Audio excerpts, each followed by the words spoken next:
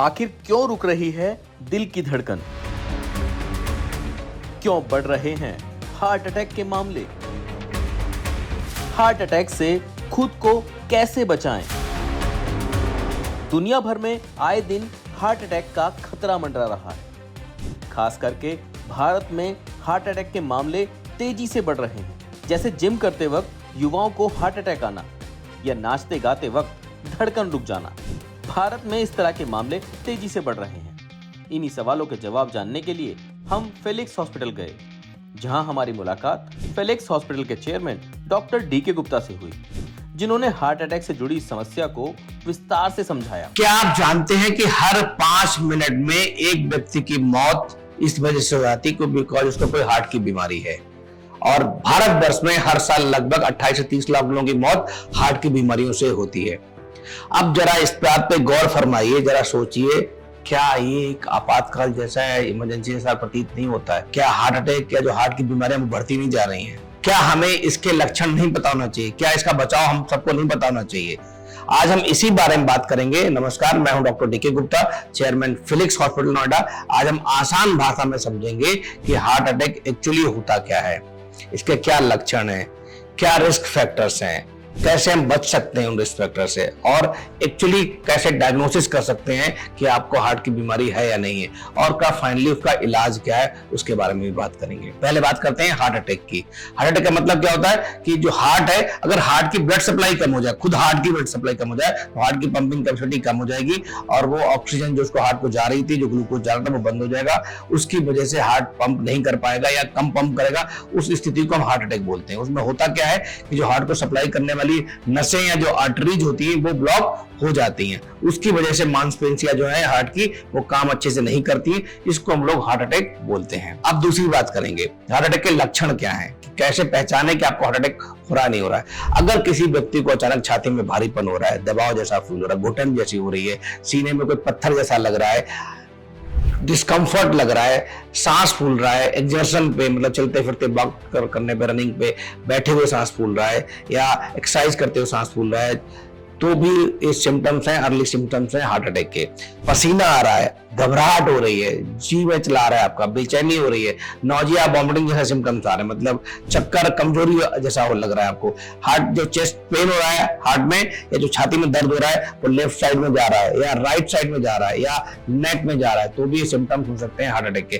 कभी कभी जो हार्ट बर्न होता है, जिसको हम लोग कभी कभी गैस से कंफ्यूज कर जाते हैं कि आपको गैस बन रही है, एक्चुअली वो गैस नहीं होती, वो होता है हार्ट अटैक के सिम्टम्स होते हैं, जो हार्ट का पेन ही होता है। तो अगर ऐसे कोई सिम्टम्स आते हैं तो बिल्कुल कृपया करके जरा सा भी इंतजार ना करें, तुरंत अपने डॉक्टर को दिखाएं, डॉक्टर से संपर्क करें। आसपास जो भी इमरजेंसी में हॉस्पिटल हो, नर्सिंग होम हो, वहां जाएं। अब कुछ ब्लड टेस्ट से और ईसीजी से इस बात का पता लगाया जा सकता है कि आपको हार्ट अटैक हो रहा है नहीं हो रहा है, और अर्ली डायग्नोसिस करने से क्या फायदा होगा, अर्ली और इफेक्टिव ट्रीटमेंट हो सकता है, उससे जान बच सकती है। आखिर ये हार्ट अटैक होता क्यों है, इसके क्या कारण हैं? इन सभी सवालों पर डॉक्टर ने बहुत ही जरूरी जानकारी दी। अब बात करते हैं कि हार्ट अटैक एक्चुअली क्यों होता है। हमारा जो हार्ट है उसकी सप्लाई जो है हार्ट की कुछ आर्टरीज से होती है, जैसा मैंने आपको बताया। अगर उन आर्टरीज या नसों में चर्बी जम जाए या प्लेग बन जाए तो उससे वो नस ब्लॉक हो सकती है। हाई ब्लड प्रेशर एक दूसरा बहुत बड़ा कारण है जिसकी वजह से हार्ट अटैक की संभावना बढ़ जाती है। हाई कोलेस्ट्रॉल लेवल या हाई ट्राइग्लिसराइड लेवल भी एक बहुत बड़ा रिस्क फैक्टर है। इसके अलावा जो लोग डायबिटीज है, जिनको अनकंट्रोल्ड डायबिटीज है या लॉन्ग टर्म की डायबिटीज है, उनके अंदर साइलेंट हार्ट अटैक की संभावना भी बढ़ जाती है। धूम्रपान, स्मोकिंग करना एक बहुत बड़ा रिस्क फैक्टर है। ओबेसिटी, स्पेशली ट्रंकल ओबेसिटी, मतलब मोटापा जो आपके आसपास पेट के है, उसकी वजह से भी हार्ट अटैक के चांसेस बढ़ जाते हैं। एक्सरसाइज कम करना बहुत बड़ा रिस्क फैक्टर है। मेंटल स्ट्रेस, आजकल हर घर में, हर कॉर्पोरेट ऑफिस में, हर जगह कहीं ना कहीं एक मेंटल स्ट्रेस और मेंटल हेल्थ बहुत बड़ा पैंडेमिक की तरह बढ़ रहा है, ये भी एक हार्ट अटैक का बहुत बड़ा कारण है। अगर आपके घर में किसी व्यक्ति की, मदर की साइड या फादर की साइड डेथ हुई है और वो हार्ट की बीमारियों की वजह से हुई है, तो भी संभावना है कि आपको या आपके परिवार में हार्ट अटैक या हार्ट की बीमारियां बढ़ सकती हैं। तो फैमिली हिस्ट्री भी एक बहुत बड़ा रिस्क फैक्टर है।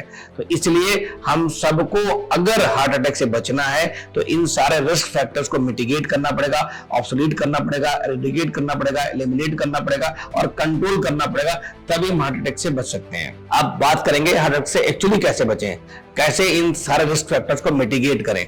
नंबर 1, हेल्दी खाना खाना है हम सबको।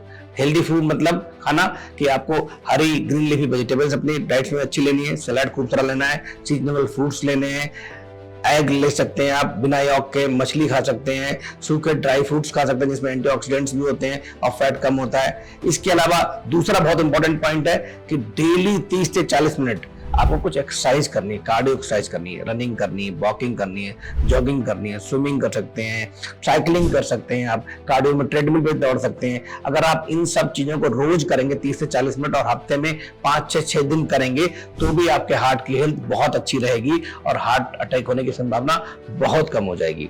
तीसरा पॉइंट है, स्मोकिंग बहुत बड़ा रिस्क फैक्टर है। ये देखा गया है कि अगर आप स्मोकिंग करते हैं तो हार्ट अटैक की संभावना काफी हद तक बढ़ जाती है और स्मोकिंग छोड़ते ही 24 घंटे से लेकर विद इन 1 वीक आपकी हार्ट हेल्थ बहुत सिग्निफिकेंटली इंप्रूव हो जाती है। अल्कोहल एक रिस्क फैक्टर है, उसको छोड़ें। चौथा पॉइंट है कि तनाव कम करें, मतलब अपना मेंटल स्ट्रेस कम करें। उसके लिए मेडिटेशन करना है, प्राणायाम करना है, एक्सरसाइज करनी है, योगा करना है, सोशल नेटवर्किंग इंप्रूव करनी है। अगर इन सब चीजों का ध्यान रखेंगे तो आपका मेंटल स्ट्रेस कम होगा और हार्ट अटैक की संभावना कम हो जाएगी। पांचवा बहुत इंपॉर्टेंट पॉइंट है, ब्लड प्रेशर को कंट्रोल रखें, ब्लड प्रेशर बढ़ने ना दें। अगर आपको ब्लड प्रेशर नहीं है तो भी रेगुलर चेक कराते रहें। शुगर, डायबिटीज, जिन लोगों को डायबिटीज है वो अपना डायबिटीज को कंट्रोल करें। साथ में कोलेस्ट्रॉल और लिपिड प्रोफाइल जिसमें ट्राइग्लिसराइड भी होता है उसकी जांच रेगुलर इंटरवल पे कराते रहें। अगर आपका कोलेस्ट्रॉल बढ़ा हुआ 200 से ज्यादा है या ट्राइग्लिसराइड लेवल 200 या 150 से ज्यादा है तो फिर अपने डॉक्टर से, कार्डियोलॉजिस्ट से संपर्क करें। कैसे उसको कम कर सकते हैं, डाइट करनी पड़ेगी, एक्सरसाइज करनी पड़ेगी या दवाइयां लेनी पड़ेगी, ये डॉक्टर बताएगा। बट कोलेस्ट्रॉल और ट्राइग्लिसराइड लेवल बहुत इंपॉर्टेंट रिस्क फैक्टर है किसी भी हार्ट की बीमारी के लिए, तो इसको कंट्रोल करना भी बहुत आवश्यक है। अब बात करते हैं कि अगर किसी व्यक्ति को खुदा ना खास्ता हार्ट अटैक आ ही गया तो क्या करना होगा हमें। हार्ट अटैक तो तुरंत इमीडिएटली उसको आसपास के हॉस्पिटल ले जाएं। अगर वो बोल रहा है चेस्ट पेन हो रहा है, घबराहट हो रही है, पसीना आ रहा है, छाती में दर्द हो रहा है या हार्टबर्न जैसे सिम्टम्स आ रहे हैं, पसीना खूब सारा आ गया, नोजिया वॉमिटिंग जैसे आ रहे हैं, चक्कर आ गए, वीकनेस हो गई, बहुत ज्यादा गिर गया है, कोलैप्स कर गया है, तो नियर बाई हॉस्पिटल में तुरंत ले जाना है उसको। और वहां जाके हॉस्पिटल में डॉक्टर्स क्या करेंगे, डॉक्टर्स को पहले तुरंत स्टेबलाइज करेंगे, उसका ईसीजी टेस्ट करेंगे जिसमें देख लेते हैं। बहुत बार 70-80% ईसीजी में पता लग जाता है हमें कि हार्ट अटैक हो रहा है नहीं हो रहा है। कुछ ब्लड टेस्ट करने से कंफर्म हो जाता है कि हार्ट अटैक हो रहा है या नहीं हो रहा है, ट्रॉप टी है, ट्रॉप आई है।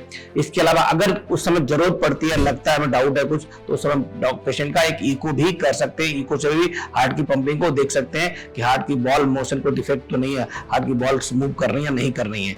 अगर ऐसा कुछ होता है पॉजिटिव तो डॉक्टर क्या करेंगे, उसको तुरंत इमीडिएटली क्या करेंगे, पेशेंट को ब्लड थिनर देके या दर्द की दवाई देके जो हार्ट के लिए होती है, जो लोडिंग डोज जिसको बोलते हैं, उनको देके स्टेबलाइज करने की कोशिश करेंगे और उसी समय प्लान करेंगे कि इसकी एंजियोग्राफी की जरूरत है या नहीं है। अगर हार्ट अटैक के सिम्टम्स आ रहे हैं तो एंजियोग्राफी मस्ट है, तो एंजियोग्राफी कराएंगे। अगर एंजियोग्राफी बहुत ही सिंपल नॉन मतलब माइल्डली इन्वेजिव प्रोसीजर है जिसमें हम रेडियल आर्टरी से या फीमोरल आर्टरी से जाके बहुत कम समय में विदिन 5 मिनट हम चेक कर सकते हैं कि हार्ट की नस कोई ब्लॉक तो नहीं है। अगर ब्लॉक है तो इमीडिएटली उसी समय चाहते हैं अगर हम तो उसको ब्लॉक को खोल सकते हैं, उसको हम बोलते हैं एंजियोप्लास्टी। तो उसके अंदर स्टंट डाल देते हैं जिससे एंजियोप्लास्टी हो जाती है और ब्लड सप्लाई इमीडिएटली खुल जाती है और हार्ट दोबारा नॉर्मल पंपिंग करने लगता है। हम लोगों का जो हार्ट अटैक की प्रॉब्लम तुरंत सॉल्व हो जाती है। तो बहुत इंपॉर्टेंट है कि अगर आपको चेस्ट पेन हो रहा है या कुछ ऐसे सिम्टम्स आ रहे हैं तो तुरंत हॉस्पिटल जाएं, ईसीजी करवाएं, ब्लड टेस्ट करवाएं, इको करवाएं, एंजियोग्राफी, अगर जरूरत पड़ती है, आवश्यकता है तो एंजियोप्लास्टी के लिए भी मना ना करें, because this is life saving procedure. ये आपकी जान बचा सकता है प्रोसीजर। कभी कभी हमें 1-2 दिन के लिए मरीज को रखना पड़ सकता है हॉस्पिटल में। एंजियोग्राफी डे केयर प्रोसीजर है, आप करने के बाद अगर normal angiography with in few hours हम आपको छुट्टी कर देते हैं। अगर एंजियोप्लास्टी करनी पड़ती है तो सेम डे या नेक्स्ट डे हम आपकी छुट्टी कर सकते हैं। और एक मिथ बहुत बड़ा है, जैसा पहले होता था कि हम मानते थे कि हार्ट अटैक 60 साल से ऊपर होता है, 50 साल से ऊपर होता है, बट ऐसा नहीं है। हम और आप सब इस सत्य को अच्छे से जानते हैं कि हार्ट अटैक अब किसी भी एज ग्रुप में हो सकता है। इवन बच्चों को भी हो रहा है, युवाओं में तो खूब सारा हो रहा है, 20 से 25 साल की उम्र में खूब हो रहा है। इसीलिए अपने हार्ट की हेल्थ को जरूर एक बार चेक करा लें। बेसलाइन टेस्ट सारे करा लें, इको है, टीएमटी है, ईसीजी है, ब्लड टेस्ट है, लिपिड प्रोफाइल है, डायबिटीज के टेस्ट है, ब्लड प्रेशर चेक करना, ये सारे करा लें। अगर कोई रिस्क फैक्टर है तो उसको मिटिगेट करना शुरू कर दें। हमारा जो ऑब्जेक्टिव है हार्ट अटैक का ट्रीटमेंट करना नहीं है, हमारा ऑब्जेक्टिव ये है कि हार्ट अटैक हो ही ना, किसी को जरूरत ही ना पड़े एंजियोग्राफी एंजियोप्लास्टी की। दैट इज अवर ऑब्जेक्टिव है, गोल है, मिशन हमारा है। इसीलिए हम सब अब हार्ट हेल्थ इंप्रूव करने पे काम करेंगे। इन्हीं बातों के साथ मैं आप सबको धन्यवाद देता हूं। Thank you so much. Health से जुड़ी ऐसी कई और जानकारी के लिए फेलिक्स हॉस्पिटल के यूट्यूब चैनल को सब्सक्राइब करें और अपने सवाल कमेंट बॉक्स के जरिए हम तक पहुंचाएं। और डॉक्टर की अपॉइंटमेंट के लिए दिए गए नंबर 9810455953 पर संपर्क करें।